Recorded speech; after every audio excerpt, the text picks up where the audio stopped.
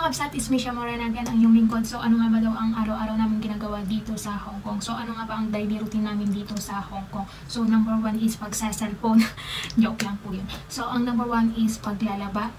Naghatid sundo ng bata, namamalansya, namamalengke, naglilinis at nagluluto at nag-aalaga ng bata or matanda. Kung matanda man po ang iyong naalagaan. So sa paghatid sundo naman po ng bata, depende po yun sa amo. Kung sila po sa umaga ang naghatid sa kanila or kayo po ang magsundo at maghatid. Sa amin kasi dito sa amo ko, sila po ang naghatid sa umaga, ako po sa hapon. At saka sa pagluluto naman po, gabi lang po ako nagluluto. Pero yung iba siguro po, pag matanda ang alaga, umaga, tanghali, hapon.